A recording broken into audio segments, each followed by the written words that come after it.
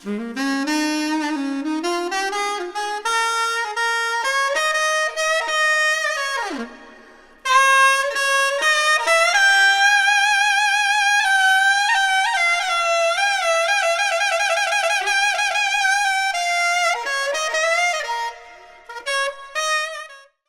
you very much. It's a true honor and a privilege to speak to both Ruta Lee and Jillian today at Ruta Wow. Lee's home.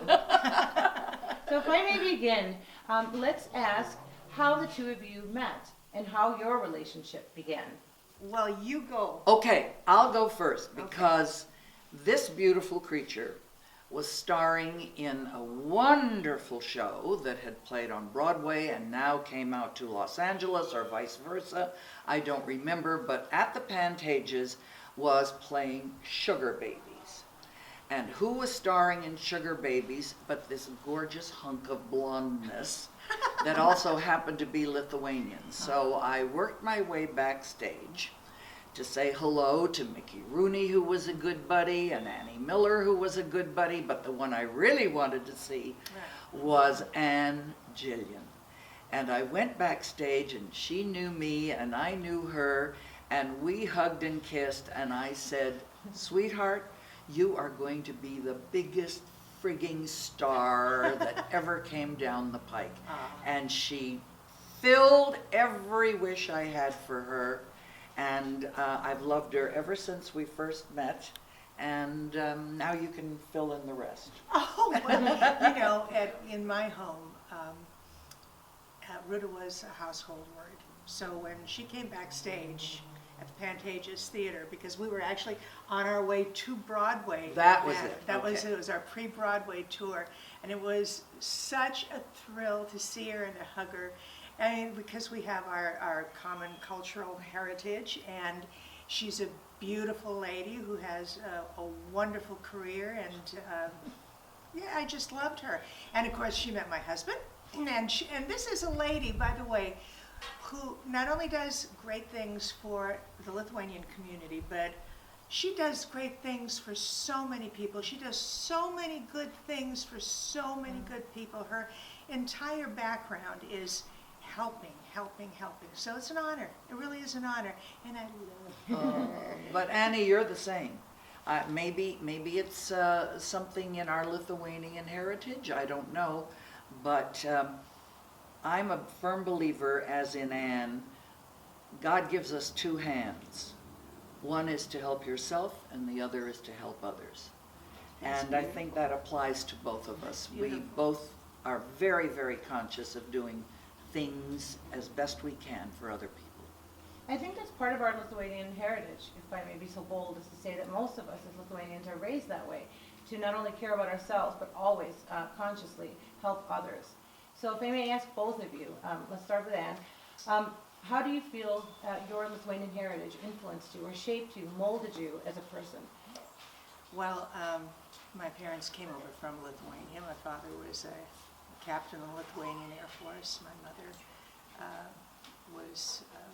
she studied in college in the humanities, and of course they lived during a time when they were struggling greatly under the Soviet occupation. However, they left before then. They left as refugees. And one thing that came through loud and clear was, and it was ingrained in me, is that we're survivors. Mm-hmm. All of us are survivors because of the challenges that we all went through. So faith and love and family and survival, which to me is the kit and caboodle of survival. You know, you just don't give up. And there's a strength in faith and trust and love. So I would say that. So, Ruta, if I may ask you, you were born in Montreal. I was born in Montreal of course, Lithuanian parents who wanted to get into the United States, but the quotas were closed back in like 29. And the closest thing to the United States, where everybody in Lithuania knew the streets were paved with gold, was Canada. And so my father worked in the wheat fields of Canada for a year and then brought my mother over. entirely different. Your family was educated. My family were peasants that got maybe to the 3rd grade, fourth grade in school. And my mother carried her shoes to church because they had to be passed down to the next daughter, all the way down. So the fact that they were smart enough, and I always credit my mother with the smarts to make moves, to make big, drastic moves. She was the one that wanted to get out of the snows of Montreal, where I was born and grew up. And so it was either Florida, which was closer, or California. And my mom didn't know anything about theater, she only knew about movies. And I was Lithuania's answer to Shirley Temple, So she communicated with a wonderful priest, the Monsignor Macijauskas was his name, who started the Lithuanian parish here many years ago. This is back in the 40s. And she'd send him a couple of bucks for the church every once in a while, and it was a tiny little house on 3rd Street. The front room, the parlor, was the chapel, and the rest was the rectory, And he invited my mom and dad to come, and they did in February.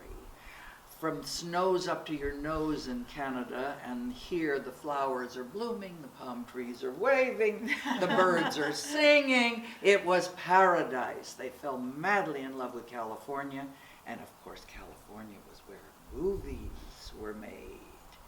Your mom knew that too. Oh yes, isn't it funny how the females in Lithuania are the movers and the shakers? You got it. I mean, no offense to any men out there, but we do. Yeah, the strong mothers. I know, strong mothers, because that's what my mother did that too. She took everybody, she uprooted everybody from Massachusetts after we got there. What year, more or less? I was born in 1950, and I was conceived on the USS General Mercy. I just love that. Is that so? Oh my gosh. And you know that for sure? That's what they told me. Lithuanian family history tells me that. But anyway, so so she uprooted. She heard me singing at some sort of an event in Boston, and the music stopped, and I kept singing. So he could have been the size of Mickey Rooney, I don't know, but to me he looked like a big guy. He came in, picked me up, and at that point my mother says, "We go to Hollywood." And she knew that was it. We were leaving Boston and the snows. And we came to California, and then the rest is history. But excuse me, I digressed and I interrupted you. No, it's the same story any way you look at it, Now, this one, of course, is half my age, but other than that, I love her. I think it's beautiful how it's almost the same story, just in different countries and different cities. You both were drawn, almost like by a force bigger than yourself. Yeah. So you started, was it at age 10? You were in the first that I could find was a Leave It to Beaver episode in 19... Okay, I would say, actually, the very first time that I stepped in front of a camera was in something called Restless Gun. It was I did that. Did you? Sure. It was a series with John Payne. Uh-huh. And I was an orphan and an extra, but we learned how to sing Adeste Fidelis. And so from that point on, that was the first time. And I was, I think, around 6 or 7 years old. It would have to have been 6 years old because I came here with my mother and my father, the family, in time for my 6th birthday. So that was that. But the Leave It to Beaver that you're speaking of, it was probably around the age of 8, I think.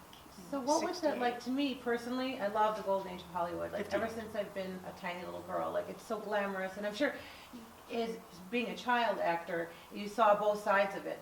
But if you could just briefly take us into that world for a second and just in a few words, tell us what it was like growing up here in Hollywood in that golden age. What was it like to see the stars? What was it like to work in that atmosphere? It was very normal. It was normal, like a job you went to? When you're working with great big huge stars, they don't feel like great big huge stars. They're just kind of lovely working people. And if they're nice enough to shake your hand and say, welcome, we're glad to have you on the set, that makes it very nice. And then you all sit down and swap stories and have a great time. And it doesn't feel like you're working with this persona that is bigger than life. And didn't you find that the bigger they were, the nicer they were? Absolutely. Yeah. Yeah, Absolutely. They were great. And I noticed, I learned something very young that I imagine you did too. That sometimes you were working on a set and there was somebody that was an extra on the set or whatever, and someone would come along and say, you know, that person was a big star in the silence, or that person was a big star in the 30s. He did a lot of westerns or a lot of something or others. And it taught you never, ever, ever to just slough anybody off. Just be kind and warm and gentle with everybody on the set, and that earns you brownie points in heaven, I'm sure. You know, I have to agree, years after, now into my adulthood, after I'd been in the industry for quite some time then, I had the very good fortune of doing a series. And the series was my first, and I was kind of in on the casting of it. And I saw people whose names everybody would know, especially in the industry history, coming in. And I would go off with, every single time an interview finished, I'd go off to the ladies' room and dab my eyes because I kept kind of weeping. Because, and when Mr. Silverman asked me, who was the producer at the time, what are you doing? And my nose was all red and everything. I said, I shouldn't be in on this. I really shouldn't, because these are people. I want them all. I want them all. I absolutely want them all. And who am I, you know, to say? Didn't like the process, really. I like doing it. Yes. I just really loved it.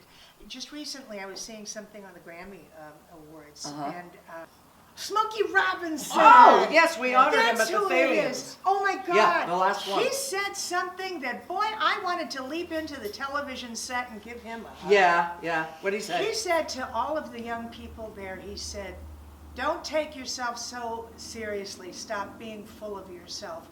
You weren't the first. You won't be the last."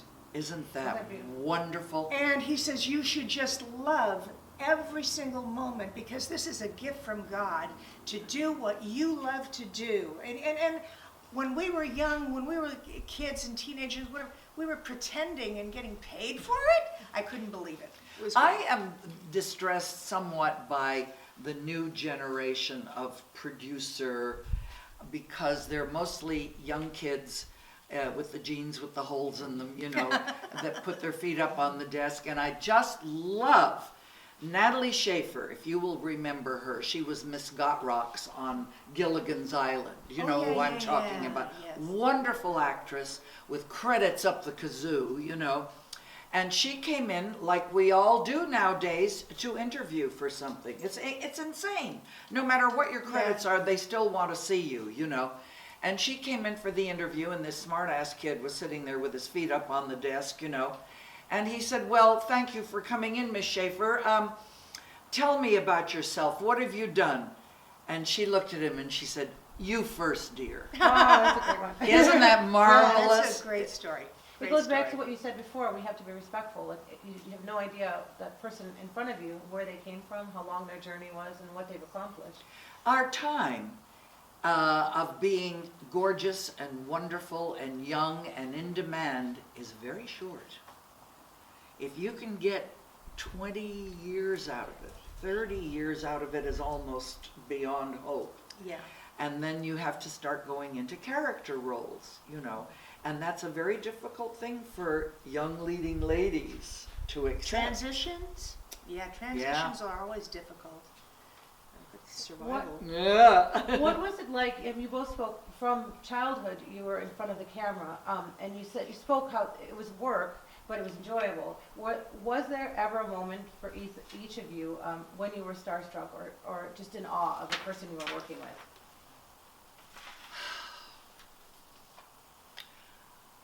Well, I'll tell you this much. I wasn't working with her, but Betty Davis, who happens to be Oh, yes. one of my all-time favorites, was an honoree at a Thalian event.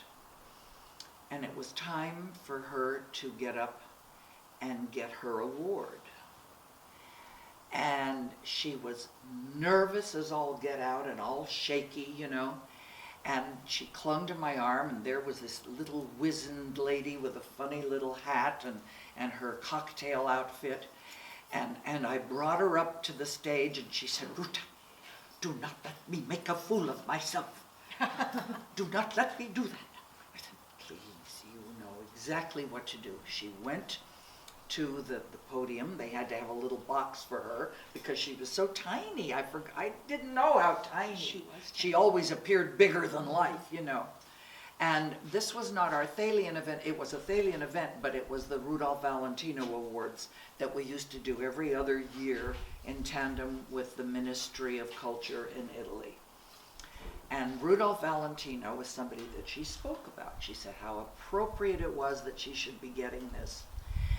Because in her youth, growing up, she and her sisters were allowed to go to the cinema on Saturdays. And that was something they looked forward to all the time. And they would go and see Rudolph Valentino riding across the dunes on a beautiful white stallion and approach a tent and throw back the tent and approach the leading lady whose breasts were heaving with delight and anticipation.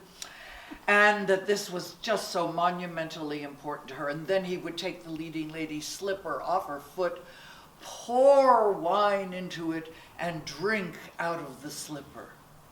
At that moment, God rest his soul, Charlton Heston was sitting in the front row, reached up beyond the podium, took off her little Maud Frison shoe, poured wine into it, and drank. And the audience went bananas. Oh, goodness. And not one frigging picture do we have of it because we didn't allow photographers into the dining room. Oh, my goodness. And that's But heartbreaking. there's a Hollywood moment for you. That's And yes, she was startling to me.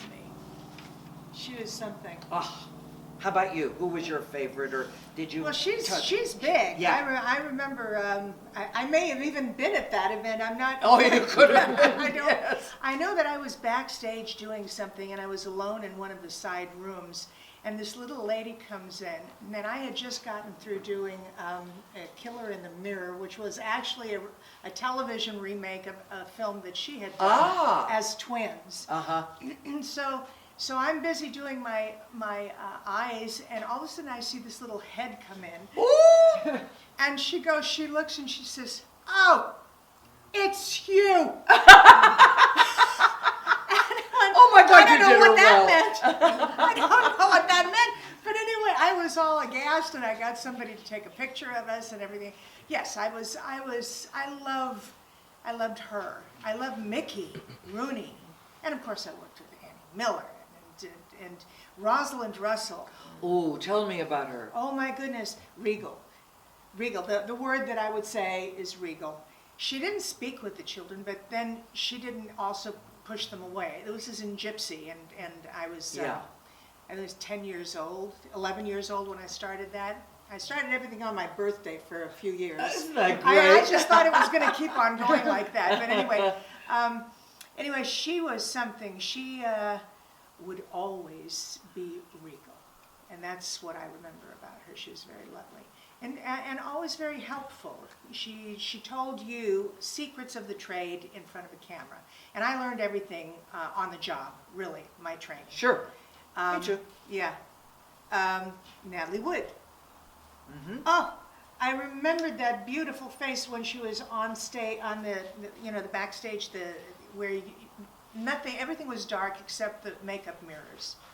And she had her little pinky up and doing those big, beautiful eyes.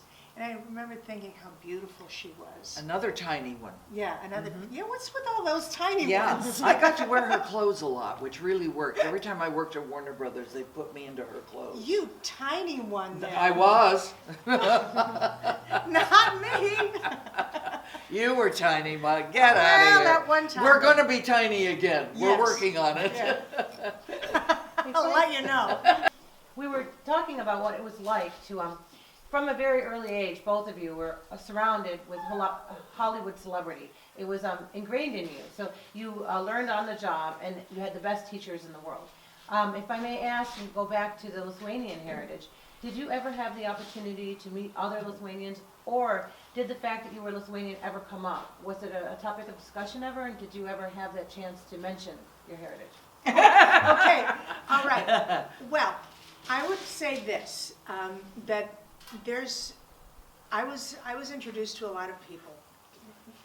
There are some Lithuanian actors and actresses that either didn't know that they were Lithuanian or didn't have the background, so they weren't really taught the language. And you would meet them and in a restaurant and say, "Labas, kaip kalėdos?" And they'd go, "Huh?" You know, they wouldn't know. So I was so thrilled, to be around Ruta, because it's just really great. It's great that she knows and lives it and keeps, telling other people about it, because we can't forget. There are others that are coming along now that are Lithuanian actors. You can tell by the name. Nobody changes their names anymore. My real name is Kilmonis. Can you imagine me having Ruta Kilmonite? Well, As it is, MGM changed it. So, but there are lots of Lithuanians that are turning up now. When I was in the business, very few people talked about their heritage. I understood that Ruth Roman was supposedly Lithuanian. I don't know that for a fact. Charlie Bronson was half Lithuanian, and he did talk about it. Harv Presnell. Not Harv Presnell, Harvey Lawrence. Oh, yes. Harv Lawrence. Yes. Maybe Harv Presnell too, but I don't think so. Where did you hear that? I don't know. That's how wars get started. Anyway, oh yes, we had a lot of football players that are Lithuanian, but they're not movie stars. They're bigger than movie stars they're and massive. more important than movie stars. Johnny Unitas, who's the other one? Oh God, I'm doing a blank on his name. Butkus. Yes. Dick Butkus. And don't forget the basketball players. Oh, Because I mean, my goodness. Yes. They have really, I'm so happy for them that they got the Me too. global attention. But they're saying what they are, and I think maybe I started something because I'm older than you are, and I kept the name Ruta, which was unheard of. Everybody thought it was either Ruth or Rita or Reba or Rhonda or something other than Ruta. And there was always an explanation that went with what is Ruta. And that's what started that whole Lithuanian kind of thing that has stuck with me, I think. MGM gave you your... When we were lead? doing Seven Brides for Seven Brothers, all the money at that time went into a musical that was being done that was the Scottish one. What the hell's the name of it? Sid Charisse was in it, Van Johnson was in it, Gene Kelly was in it. Oh my gosh, all of the greats. What a day this has been, what's it from? Oh, it doesn't matter. Anyway, it was going into that, and that turned out to be not a big money maker for them, but Seven Brides was a sleeper and has become, of course, a classic. Classic. And they came to all the girls at the end of the shoot and said, we're going to send each of you off to a different part of the United States, and you'll do publicity, PRing the picture. And they said to me, Ruta, you can never become a movie star with a name like Ruta Kilmonis. So I said, okay. So we kicked around a lot of names, and someone said Lee, and I said, Ruta, that's the diminutive of Ruta in Lithuanian, in Polish, in Yiddish, in whatever, Rutele, Rutele, right? Whatever. So I said, okay, that'll be fine. So I go around most of the country doing Ruta Lee, smoking cigarettes with the boys, Ruta Lee milking a cow, Ruta Lee floating down the Colorado, Ruta Lee playing baseball, whatever they do to make space. And then they gave me all of Canada as well. And we go to the premiere of the picture, and somebody at the studio has forgot to mention to the credit giver that it's Ruta Lee now. And the picture came out with Ruta Kilmonis. Now, all those people in Ames, Iowa are saying, who the hell is that girl that said she was in the movie? So, but how God works in mysterious ways. The first time I went to Lithuania, they adored me there because they were running 7 Brides every 20 minutes, and it was Ruta Kilmonis. Oh, that's wonderful. What a So great, It's like great. what a Stay great, true to your Lithuanian you heritage. know how I got my name? How? Walt Disney. No. Disney? Yes, yes, and Forces of Nature, Mothers again. Yeah. I had auditioned for Babes in Toyland. I was 11 years Yes. old, and I got it. And I was playing Little Bo Peep, and he invited my mother and me into his office. So we come in, we see this big, beautiful office. He's sitting behind this big, huge desk. It looks like an entire state across from where we were sitting and where he was. And the director of Babes in Toyland, Jack Donahue, was there, and Oh. he said, "Now, Mrs. Naseda, no Sid." And he says, we love your daughter. We think she has a great future ahead of her. She's going to have a nice career, really nice career. And we love your name, but we need to have your permission because we would like to give her a professional name, if you wouldn't mind. And my mother go in her inimitable wisdom said, well, you're not the best.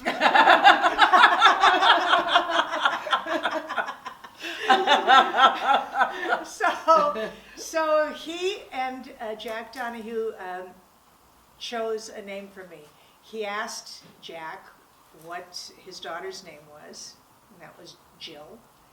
And my name is Anne, and it was Jillian. He put an I in the middle of it, and they made Jillian. So in Babes in Toyland, you'll see in the credits it says Jillian. Ah. But I dropped the N at the end because I got tired of doing the second N.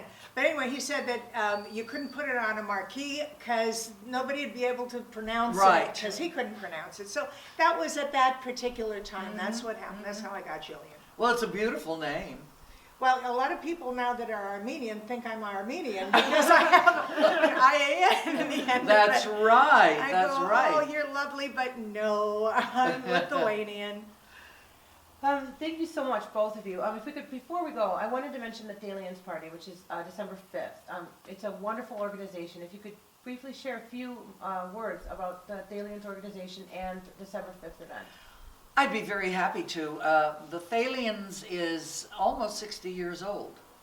And it was started by a group of young Hollywood people and people in allied fields to filmmaking who got tired of being called hard-drinking, pot-smoking, sex-minded idiots that had nothing to contribute. And they said, we get together to sing around the piano and have parties and whatnot. Why don't we sell tickets to our parties and make some money for a charity? And they sent out, God rest her soul, the big gazongas, Jane Mansfield. Oh, yes. Really big I gazongas. thought that immediately. God love Jane Mansfield. They sent her out to find a good charity. And a month later, she came back and she said, all the good diseases are gone. So she said, but I found a man, a doctor, who deals with emotionally disturbed children. And an emotionally disturbed child in the community is like a rotten apple in a barrel. It will affect the entire barrel if you don't do something about it. So we took on the emotionally disturbed children's cause. And 18 years later, we built the Thalians Mental Health Center at Cedars-Sinai, and we dealt from pediatric through geriatric care and research. We have now changed our focus, and we are focusing on the mental health. We've always been Hollywood for mental health. We are focusing on the mental health of the returning veterans through Operation Mend at UCLA. Operation Mend attempts to heal the broken bodies of our returning boys and girls.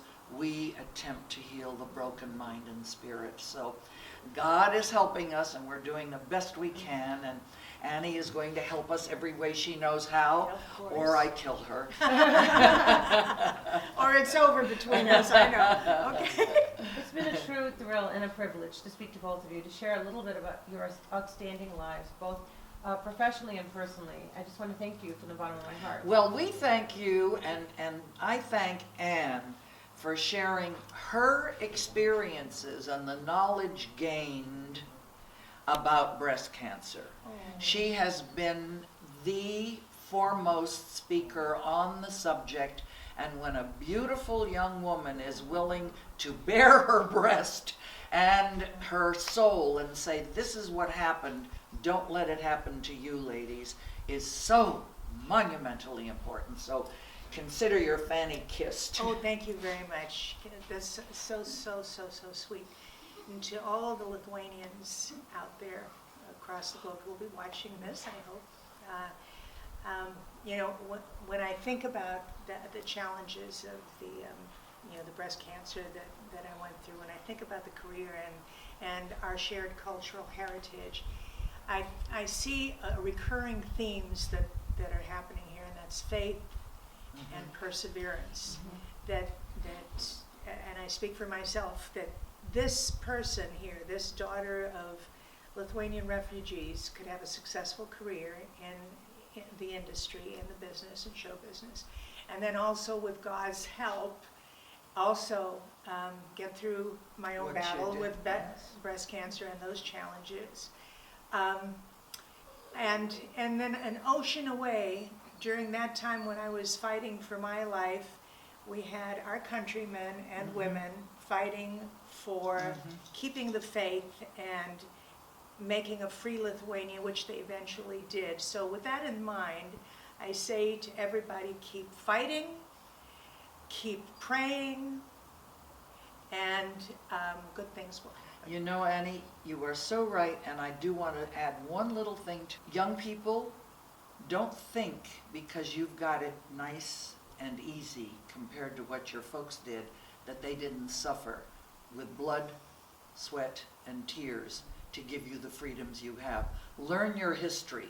Know what the communist heel stamping down on you is. And valeu. Ačiū, širdingai dėkoju.